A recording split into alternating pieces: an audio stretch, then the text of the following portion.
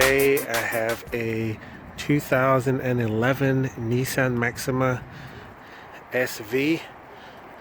Take a quick look around.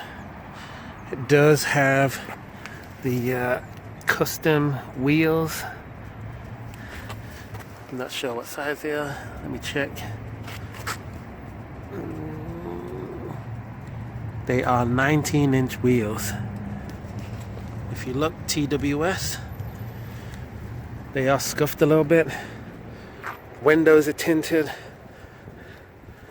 But overall, it's a pretty nice looking car, I must say.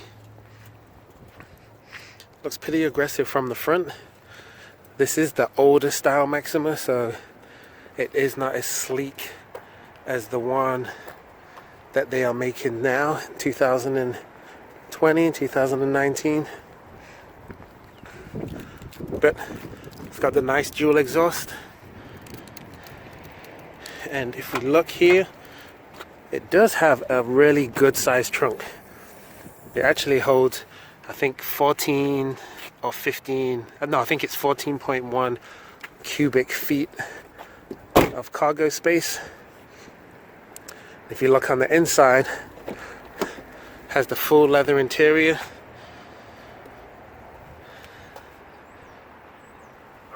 These steering wheels on these Maximas are pretty nice. Armrest is nice and soft. And the back seats are in great condition too. And these cars are actually pretty quick for what they are. It is, let me show you the engine real quick.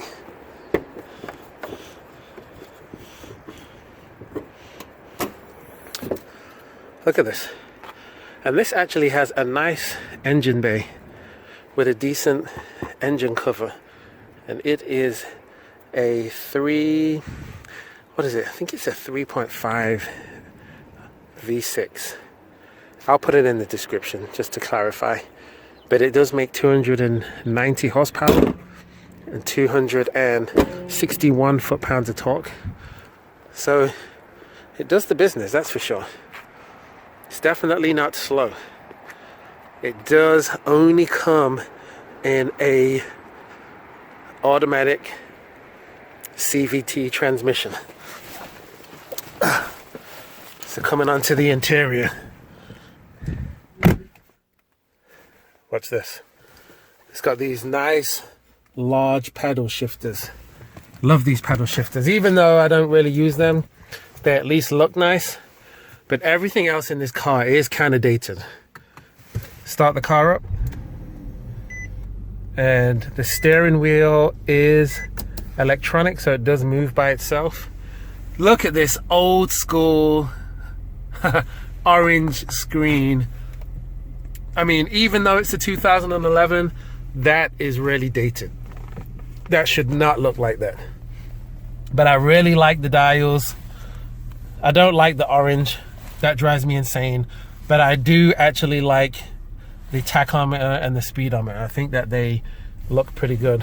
The armrest is really comfortable. And you've got some more storage space here.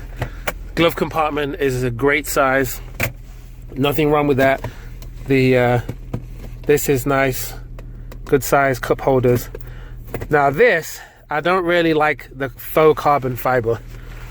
But it does have heated seats with high and low settings. This is all dated, I've already said that. And a lot of this stuff is like really hard plastic. So, not the best. Let me rev the exhaust a second.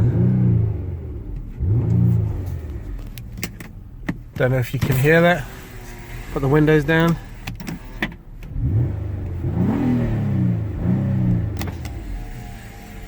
Doesn't sound too bad. Anyway, let's take this for a spin. I have driven these before and I do think that they're actually really decent cars. So without further ado, let's go for a drive. Okay, so first impressions. The car actually drives really smooth. This one though, this is an older one. This has if you take a look, 156,000 miles. But for the mileage, this car drives smooth. I have driven a new one of these, and I've driven one with about 50,000 miles, and they all drive really nice. I would say this is one of my favorite sedans to drive, but one of the reasons why I was reluctant to buy one is because I feel like the interior is very dated. It definitely needs updates. Now, the new Maxima, which I have driven, does have new, a much newer and much nicer looking interior. So that is definitely a bonus for that. And they do drive nice. They do drive quick. It has more than enough power. It is front wheel drive. So what I would say is you don't really want a front wheel drive car with much more than 300 horsepower. Because if you do, you tend to get really bad torque steer. The car will pull you real hard to the left or real hard to the right. And that is not a fun feeling. And that's the reason why most cars that are have 300 plus horsepower tend to be all-wheel drive or rear-wheel drive. But so far the car is quiet. You can hear the exhaust. There's a decent sound that comes from the exhaust. And strangely enough, even though I'm not the biggest fan of a CVT transmission, when you really put your foot down in the car, the CVT actually makes kind of a whining sound, and it sounds somewhat like a supercharger. It's really strange. It sounds good though. I kind of like that sound. But yeah, it's kind of supercharged sound. But yeah, the car overall drives good. I mean, as I said, for a car with 156,000 miles, I couldn't really ask for more as far as the driving experience. It kind of sucks because we're in traffic. So what I'm going to do is I'm going to use my magic powers and I'm going to flip to the highway. 1, 2, 3, go. Okay, not on the highway, but I'm going to do a quick pull. Can you hear that whine? Oh yeah, this car picks up good too. It's definitely not as fast as, say, a Dodge Charger RT, but it is definitely a good sounding and a good speed for a sedan, and a relatively cheap sedan. This one is obviously, it's used. It's a 2011. They're selling it at South County Auto Plaza for $7,990, which I'm sure you could talk them down on the price. But it's a pretty good driving car. I mean, if you could get this for $6,500, I would say go ahead and buy it. Does come with the sunroof. Opens electric. It's got all power windows. Power up, power down. It's got memory seats right here. It's got 2 sedans. As I said, it does have heated seats. And the radio, I didn't even turn it on because of the old-fashioned styling. But let's see what it's got. Okay, hold on. Another pull first.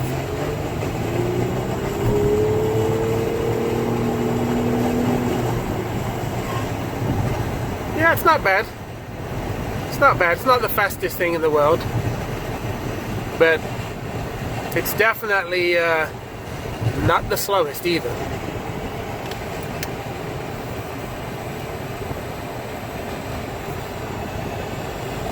I'm gonna turn right here. Okay, this is the radio. Let it go.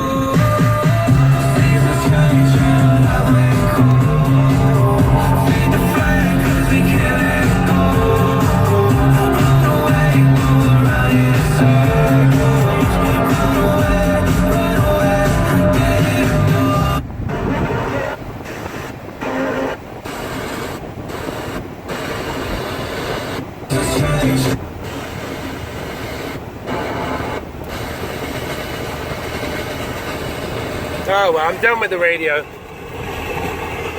Let's be done with the radio.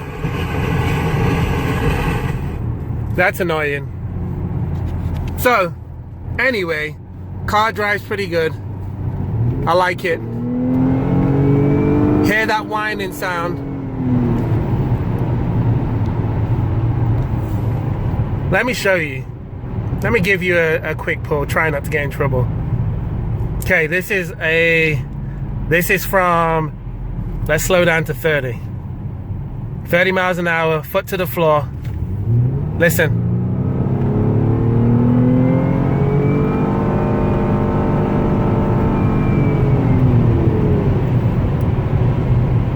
As I said, it's not bad. It actually does better from a dead stop, or if you're at about 50 and then you floor it. But overall, I like the car. Anyway, I'm going to end this review because I got a Corvette that I'm going to drive. See you guys in the next video.